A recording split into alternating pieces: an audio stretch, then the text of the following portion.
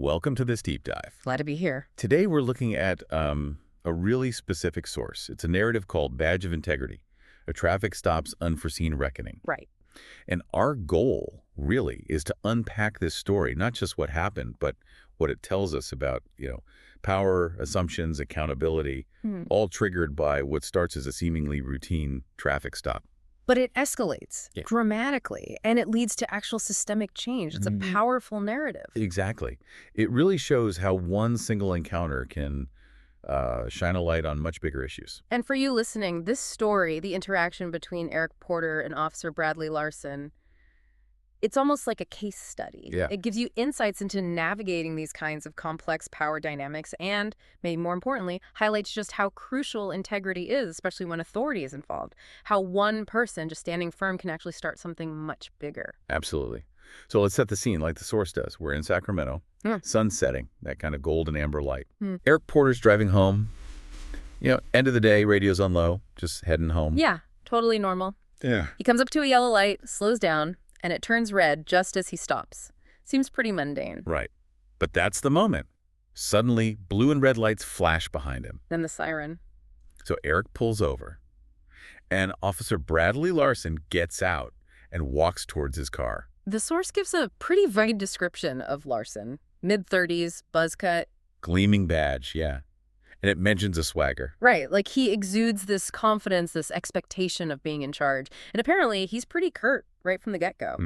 License and registration. Yeah, the standard stuff. Eric complies, stays calm, gets his documents out. But the source hints that even here, Eric feels something's off. Like the way Larson's looking at him. Exactly. Not just processing the documents, but really scrutinizing him. Like he's already looking for something else. Larson asks, do you know why I pulled you over? Eric's polite, says he's not totally sure, but he'll listen. And Larson gives the reason. Failed to come to a full stop at the light as it turned red. Okay. And Eric's response is measured, something like, I see. I thought I slowed down in time, but I understand. So far, so standard, maybe. You'd think. But here's where it shifts. The source points out that Larson hesitates a bit, even as he gives that reason. He doesn't just move on to a warning or ticket. He kind of lingers. Yeah, exactly. Yeah. Instead of wrapping things up, his eyes narrow, he looks Eric over more closely. The source is pretty clear. This stopped being just about the traffic light almost immediately. His whole demeanor changes, right? The tone, the posture. It signals he's moved past that minor infraction in his own head. Yeah, and this is where the power dynamic really starts to get, weird. Larson glances at the license and asks questions that have this edge to them. You're not from around here, are you? Yes. Even though the address is right there. It feels less like a question, more like a challenge, doesn't it? Definitely. Eric calmly says he moved a few months back, points out the address on the license, but it seems like Larson isn't really interested in the facts. No, that edge, as you said, suggests he's not thinking about the traffic violation anymore. And what's really interesting, according to the source, is that Eric's calmness seems to almost provoke him. Right. He leans in, asks, where are you headed in such a hurry? Eric just says, steady, just going home. But you can feel the atmosphere change, right? Larson's not seeing a driver who maybe misjudged delight. No, he's looking for something else. Something that justifies suspicion in his mind. And it seems like Eric's lack of nervousness, his composure, is what's actually fueling that suspicion. It's a really key point about assumptions, isn't it? Larson sees this something else, probably because Eric doesn't fit his mental picture of how someone should react in that situation. Maybe flustered, maybe anxious. Right. And the source mentions Larson tucks the documents away really slowly with this kind of faintly smug look, like he's already decided Eric's hiding something or being difficult, just based on how he's acting. And that assumption, that decision, that's what leads to the next step. Larson orders him out. Step out of the car for me.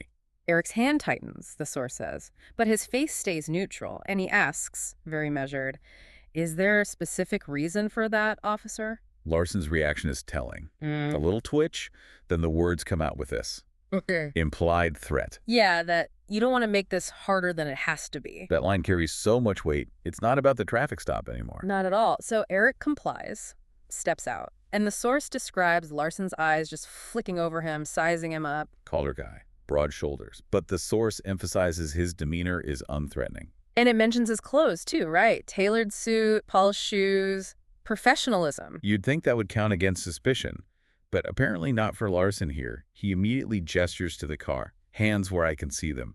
Eric puts his hands on the car, calm, deliberate movements, asks if Larson's looking for something specific. And Larson gives that little smirk, calls it routine, mentions some incidents nearby.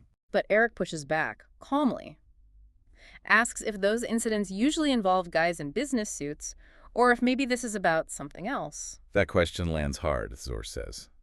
Makes Larson falter for a second. Yeah, it cuts right through the pretense. Larson tries to recover, hand near his belt, tells Eric to watch his tone. But Eric holds firm.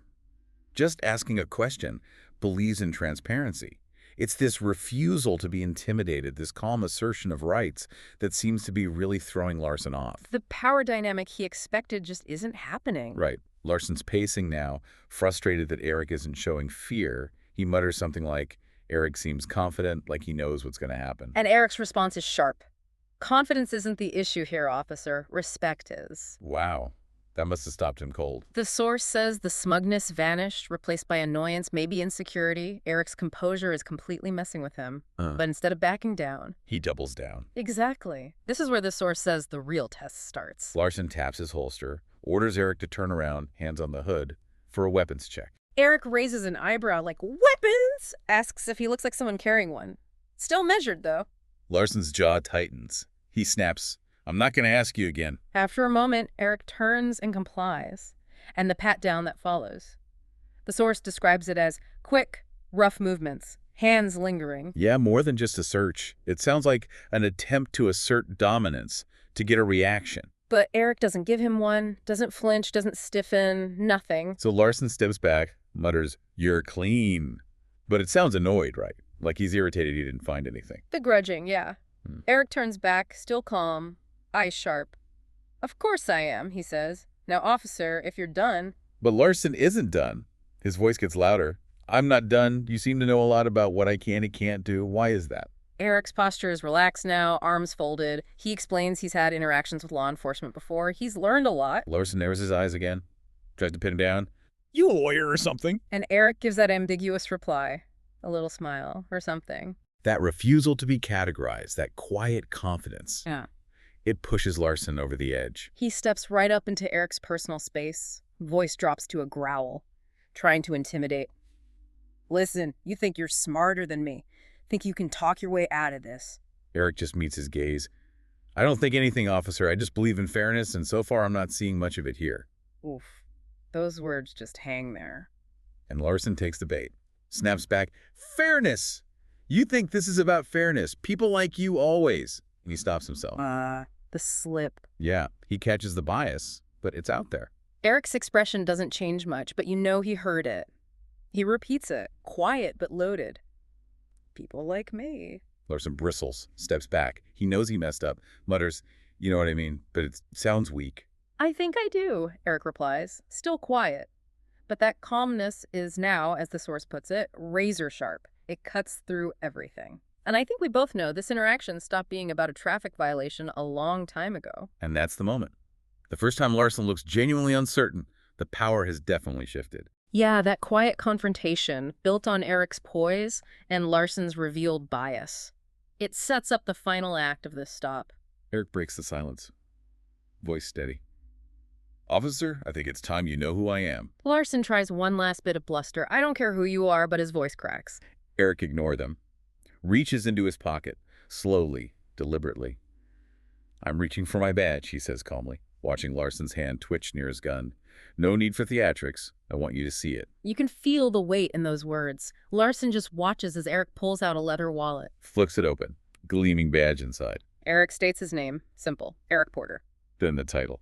Head of Internal Affairs, Sacramento Division. Oh, man. The source says Larson just freezes, eyes darting from the badge to Eric's face, all that swagger just gone. Disbelief, fear. Internal Affairs, he repeats, voice totally cracked now. Yes, Eric confirms. Explains his job, overseeing officer conduct, ensuring integrity. Larson's face goes pale. He steps back, hand dropping from his belt like it's suddenly too heavy. And Eric steps forward into that space Larson just vacated. Voice still calm, but piercing. Do you know what the most troubling part of this interaction has been, Officer Larson? Larson just stands there, looking trapped. Eric continues. It's not the profiling. It's not the baseless escalation. It's that you did all this without even realizing who you were talking to. You assumed I wouldn't know my rights, wouldn't understand the laws. And the killer line, because I didn't fit your idea of someone deserving respect. Wow. He makes it clear this isn't just about him.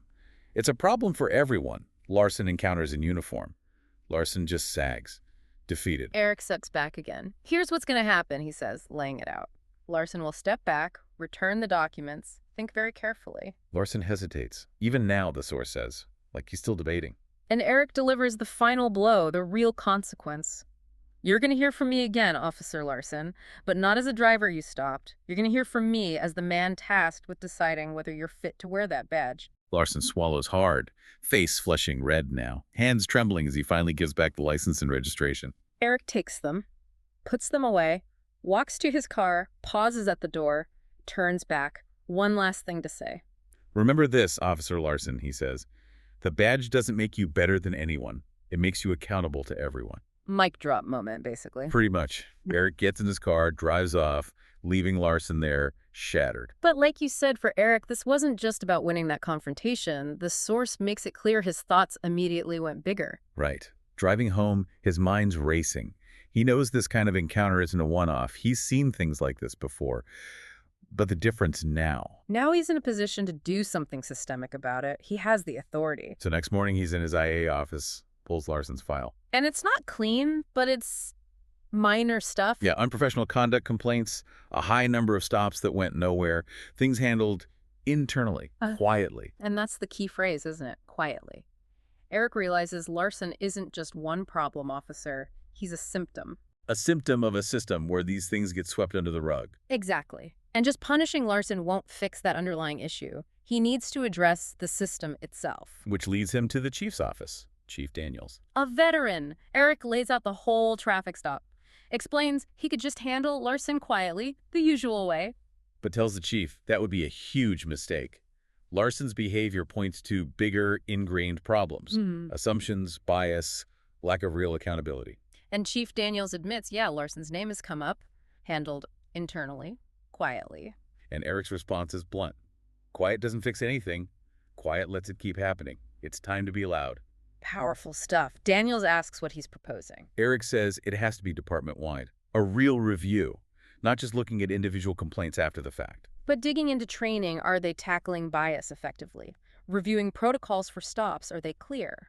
And the big one, accountability systems, are they transparent and effective before things escalate? He argues they have to stop sweeping things under the rug if they want to rebuild trust with the community, hold themselves to a higher standard. The chief warns him, this will ruffle some feathers. And Eric's reply, good. It's about time someone did. So the work begins. Intense weeks and months follow.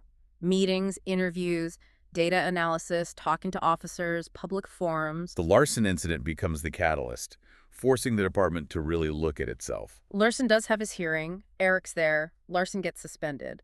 But for Eric, that's not the main victory. No. The real goal, the source emphasizes, was preventing the next Larson. Right. Fixing the system. Months later, Eric's speaking at a community event. And his focus isn't blame, it's responsibility. Shared responsibility between the department and the community to build something better. He talks about justice not just being about catching criminals, but about ensuring officers act with integrity, fairness, and respect for everyone they encounter. That's the badge I believe in, he says. And that's the badge we're building here, together. It's a strong closing image. Yeah. The source ends with Eric feeling like it's just the beginning.